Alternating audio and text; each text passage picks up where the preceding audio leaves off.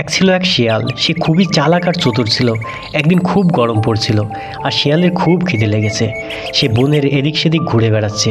সে যখন একটি বন থেকে আরেকটি বনে যায়, সে দেখতে পায় একটি গাছের ডালে একটি পাখি বসে আছে আর তার মুখে একটি রুটিও ছিল। শিয়াল ভেবে বসে, এই রুটি তো আমার চাই। সে পাখিকে বলল, ও পাখি ভাইয়া, তুমি কত সুন্দর, তোমার পাখাগুলো ঝকঝকে, নিশ্চয়ই তোমার গানের গলাও মিষ্টি হবে। একটুখানি গান গিয়ে শোনাও না আমাকে এই ভর দুপুরে। পাখি প্রথমে বুঝতে পারেনি, তবে শিয়ালের প্রশংসায় সে খুবই খুশি হয়ে গেল। সে গান গাইতে গিয়ে ঠোঁট থেকে রুটি গেল পড়ে।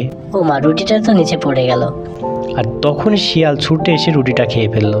খেয়ে হেসে বলতে লাগলো, তোমার গলায় গান শুনেও ভালো লাগলো, আর এই ভর দুপুরে পেটটাও ভরলো। তখন পাখি খুব লজ্জায় পড়ে গেল আর ভাবলো, আমি এই প্রশংসায় না অন্ধ হয়ে গেছিলাম। তো আমরা কারোর প্রশংসায় অন্ধ না হয়ে বুঝে শুনে কথা বলবো সবসময়। ধন্যবাদ সবাইকে। সাবস্ক্রাইব লাইক করতে ভুলো না বন্ধুরা।